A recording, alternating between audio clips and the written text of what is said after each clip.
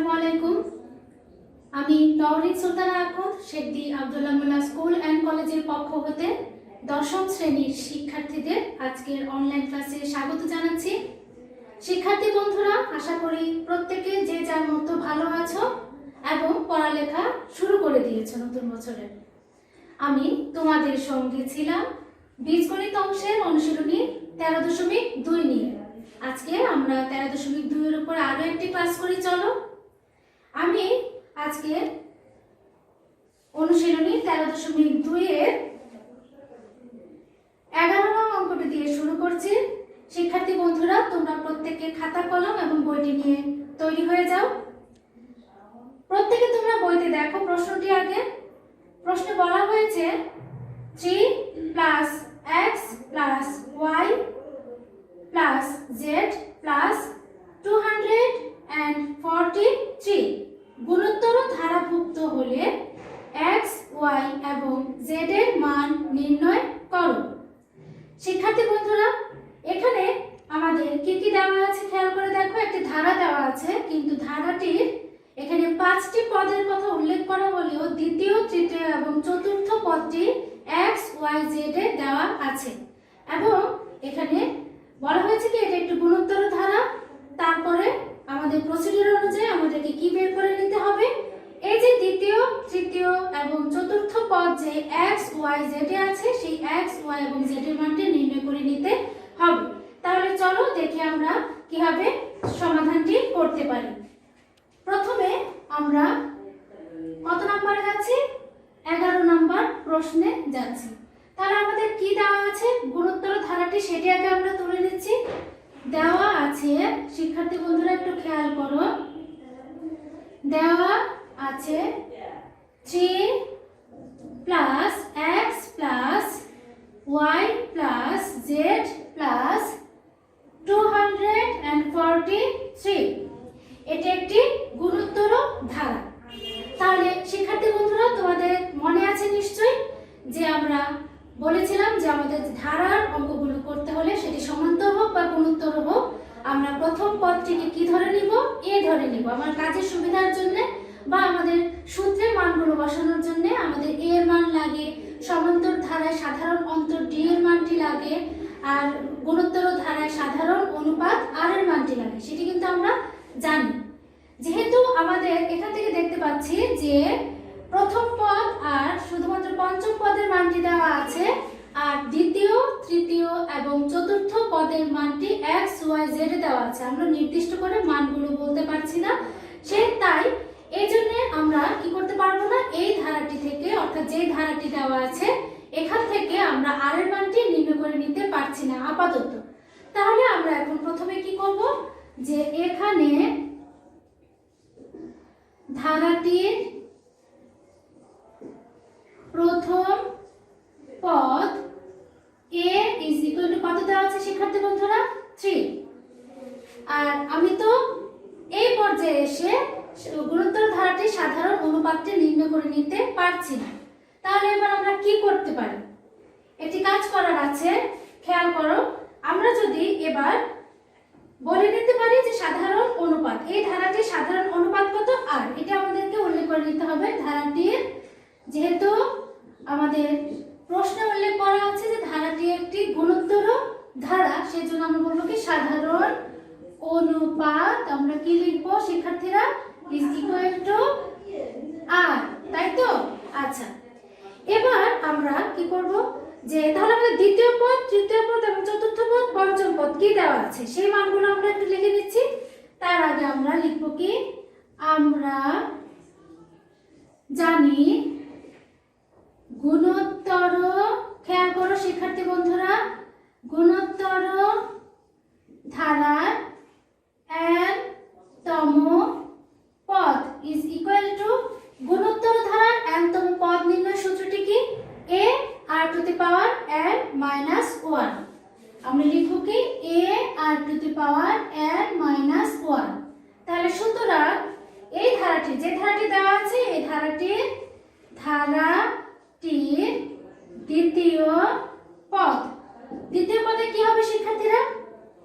a r⁴ n এর জায়গায় আমরা 2 বসাবো, মাইনাস 1 ইজ ইকুয়াল টু দ্বিতীয় পদের মানটি কি দেওয়া আছে দেখো তো x দেওয়া আছে, সেটা আমরা লিখে নিব। তাহলে এখানে এসে আমরা এটি করতে পারি, বা a r is equal two কত x, তাই তো? আচ্ছা, এবার আমরা এখানে বাও দিতে পারি অথবা আমরা সুতরাংয়ে দিয়ে দিচ্ছি সুতরাং। তাহলে এখন আমরা তৃতীয় পদ, চতুর্থ পদ এবং পঞ্চম পদের মানগুলো বসিয়ে নিব। তাহলে সুতরাং ধারাটি তৃতীয় পদ, খেয়াল করো শিক্ষার্থীরা, ধারাটির তৃতীয় পদের বেলা আমরা কি লিখব, a r to the power 3 minus 1। তার মানে আমরা যদি একেবারে করে দিই 3 মাইনাস 1 কি হবে 2। তার মানে a r square is equal two আমাদের মানটি কত আছে y, এবং ধারাটির চতুর্থ পদ a r যেহেতু -1 4 -1, তাহলে আমরা 3 লিখে দিতে পারছি ইজ ইকুয়াল টু চতুর্থ পদের মান কত z, এবং ধারাটির পঞ্চম পদে আমরা কি লিখব a r টু দি পাওয়ার 4। কেন a r টু দি পাওয়ার 5 -1, তাহলে কি হয়ে যাবে a r টু দি পাওয়ার 4। তাহলে পঞ্চম পদের মানটি কত দেওয়া আছে 243। বুঝতে পেরেছো শিক্ষার্থী বন্ধুরা? আমাদের যে গুণোত্তর ধারাটি দেওয়া আছে সেখান থেকে আমরা প্রথম পদটি নিলাম, সাধারণ অনুপাতটা আমরা ধরে নিলাম, এবং আমরা জানি কি গুণোত্তর ধারার n তম পদ নির্ণয় সূত্রটি a r to the power n - 1, সেটাও আমরা লিখেছি। তারপর আমাদের যে মানগুলো দেওয়া ছিল অর্থাৎ দ্বিতীয় পদ, তৃতীয় পদ, চতুর্থ পদ এবং পঞ্চম পদ, সেই মানগুলোকে আমরা সূত্রে লিখে অর্থাৎ a r to the power n - 1 এর এখানে আমরা প্রত্যেকটি পদকে আলাদা আলাদা ভাবে লিখে প্রত্যেকটি মানগুলো আপাতত বসিয়ে দিয়েছি।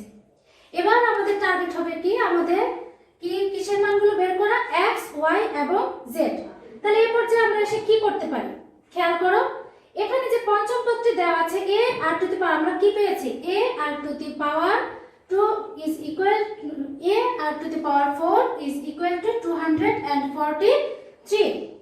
তাহলে এখান থেকে আমরা মূলত r এর মানটি বের করে নিতে পারি। তাহলে আমরা একটু ক্যালকুলেশন করে দেখি, প্রত্যেকে মনোযোগী হও। দেখো এখন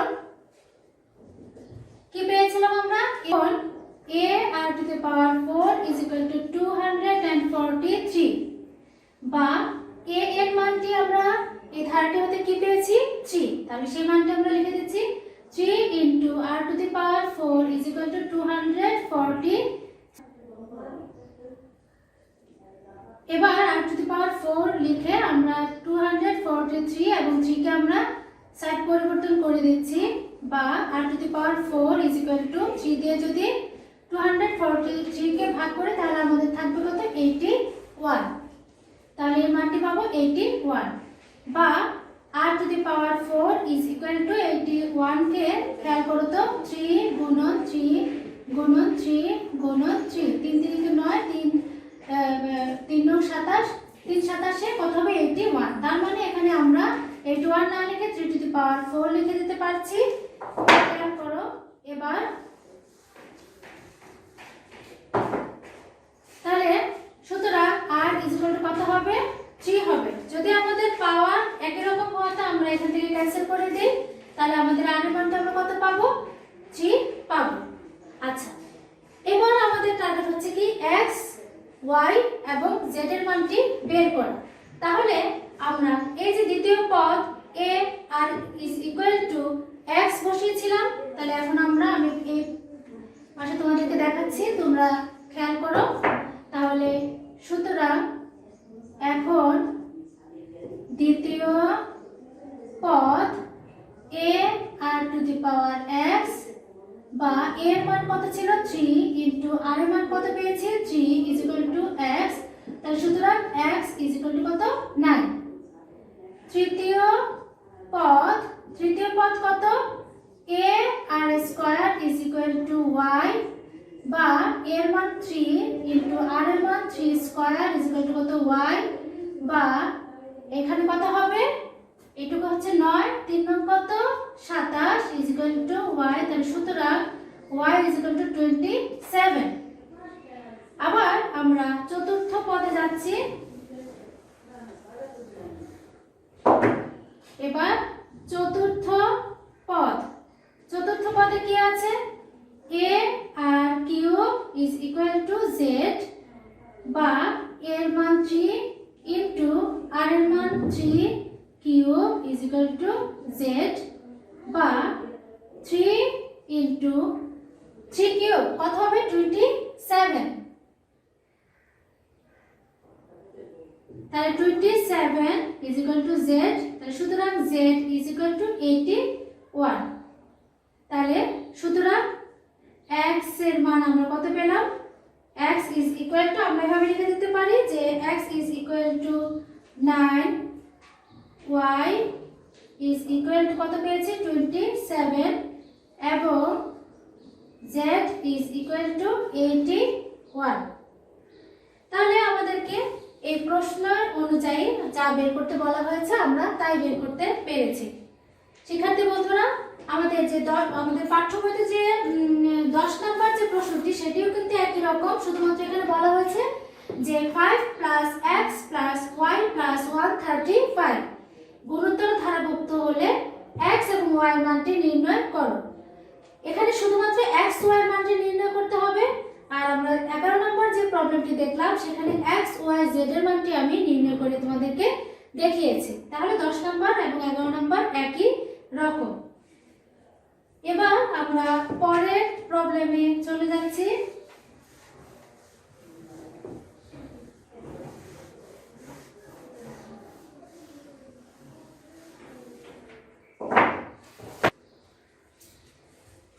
স্টুডেন্টস, এবার আমি তোমাদের পাঠ্য বইয়ের 16 নম্বর প্রবলেমটি আলোচনা করছি। 16 নম্বরে বলা হয়েছে 2 plus 4 plus 8 plus 16 plus dot dot dot ধারাটির n সংখ্যক পদের সমষ্টি 254 হলে n এর মান কত? তাহলে এক্ষেত্রে আমরা কি করে নিব, যে ধারাটি দেওয়া আছে সেটি আমরা দিয়ে নিতে পারি বা উল্লেখ করে নিতে পারি। দেওয়া আছে আমাদের ধারাটি কি দেওয়া আছে 2 plus 4 plus 8 plus 16 plus dot dot. তাহলে আমরা এখানে কি করব, যে আমাদের n এর মানটি বের করতে হবে। ধারাটির n সংখ্যক পদের সমষ্টি কত 254 হলে n এর মান নির্ণয় করো। তাহলে আমরা এখান থেকে ধারাটি থেকে ধারাটির প্রথম পদ a এর মান এবং সাধারণ অনুপাত r এর মানটি আগে বের করে নিচ্ছি। তাহলে এখানে প্রথম পদ a is equal to 2, সাধারণ অনুপাত r is equal to 4 divided by 2, যদি আমরা এখানে ভাগ করে দিই তাহলে 2 is equal to কত 2। আচ্ছা, এবার আমরা আমাদের প্রশ্নের দিকে আবারও তাকাচ্ছি। বলা হয়েছে কি, যে ধারাটির n সংখ্যক পদের সমষ্টি যদি 254 হয় তাহলে n এর মানটি নির্ণয় করো।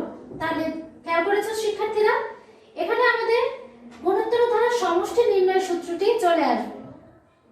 আমরা একটি কাজ করে নিতে পারি, যে আমরা জানি কি গুণোত্তর ধারার n প্রথম n সংখ্যক পদের সমষ্টি নির্ণয় সূত্র হচ্ছে, আমি তোমাদেরকে দুইটি সূত্র দেখিয়েছিলাম, সূত্রটি দুই ভাবে দেখিয়েছিলাম।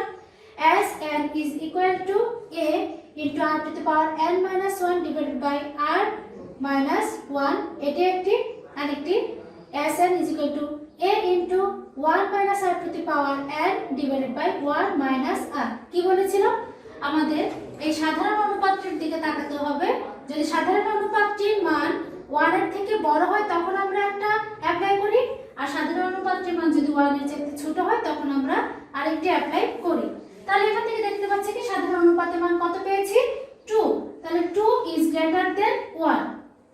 তাহলে আমরা কোন সূত্রটি অ্যাপ্লাই করব, গুণোত্তর ধারার n তম পদের n সংখ্যক পদের সমষ্টি নির্ণয় সূত্র as n is equal to a into, যেহেতু r এর মানটি বড় তাহলে r to the power n minus 1 divided by r minus 1, এটি আমরা অ্যাপ্লাই করব। তাহলে আমরা এভাবে লিখে দিতে পারি, আমরা জানি গুণোত্তর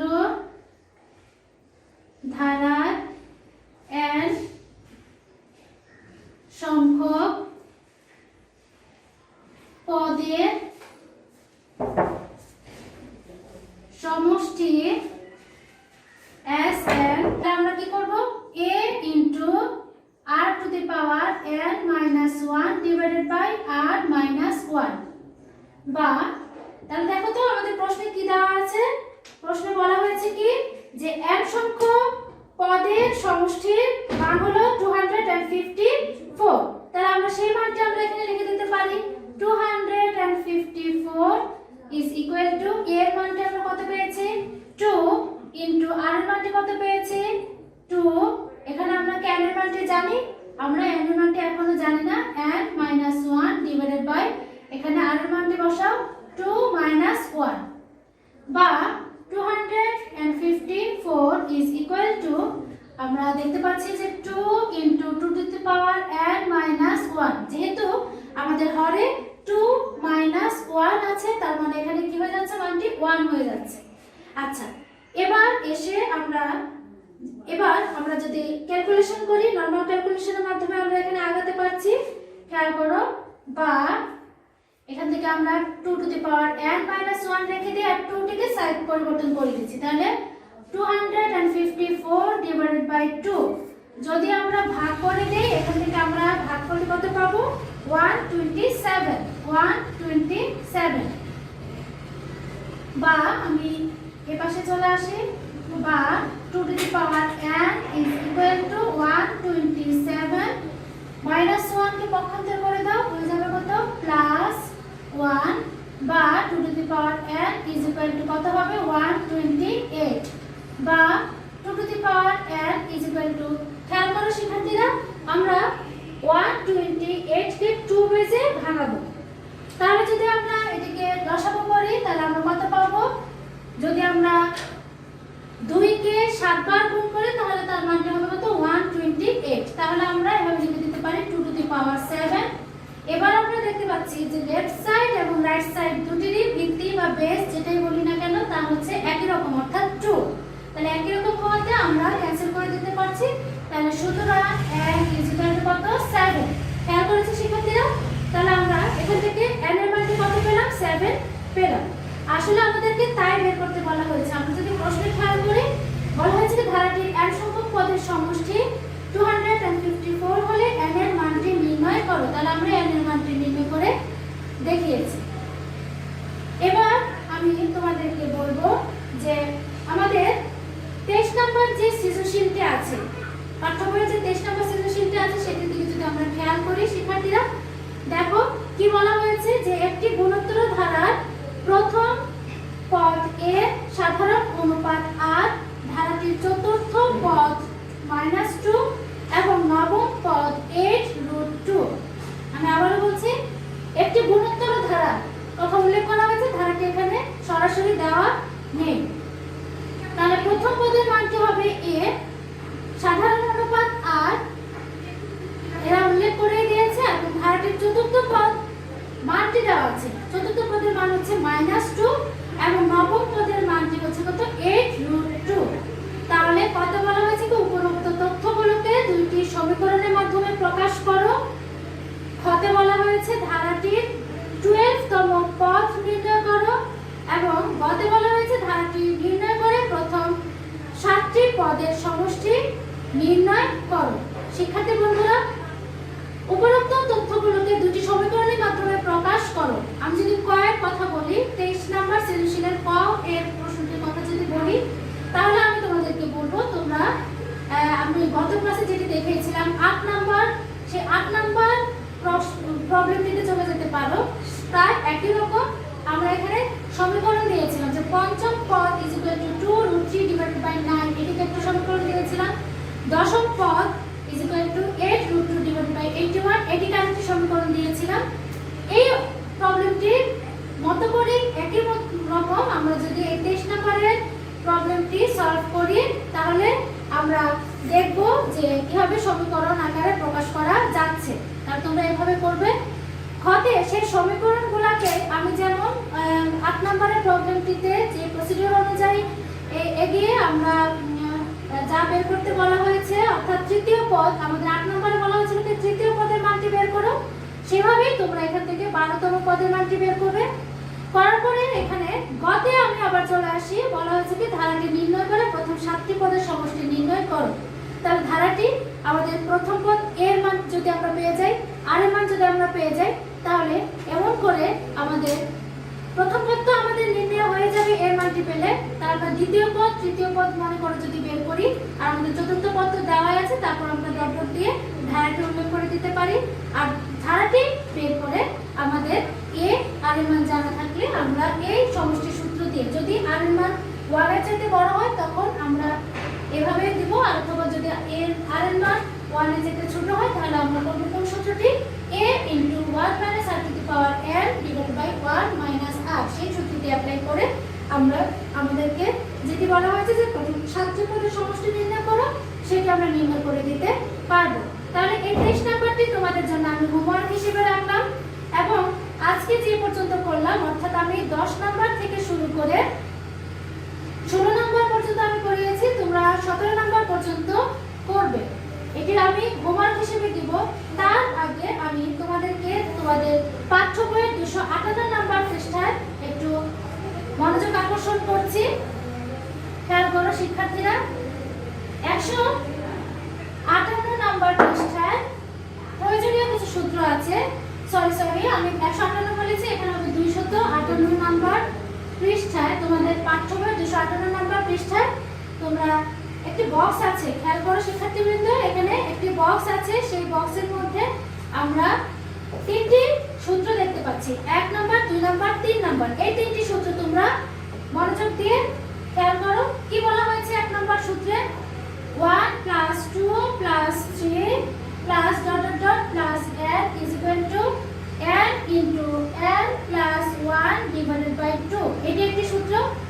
2 নম্বরে বলা হয়েছে কি 1 square plus 2 square plus 3 square plus dot dot dot plus n square is equal to, এই সূত্রটি পেলে আমরা কি লিখব? n into n plus 1 into twice n plus 1 twice n plus 1 divided by 6। 3 নম্বরে আমরা দেখতে পাচ্ছি কি 1 cube plus 2 cube plus 3 cube plus dot dot dot n cube is equal to, এক্ষেত্রে আমাদের থাকবে কি n প্লাস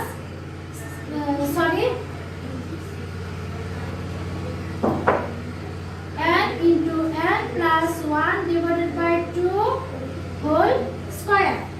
আমাদের বইতে যেটি আছে আমরা সেটি বোর্ডে তুলে নিলাম।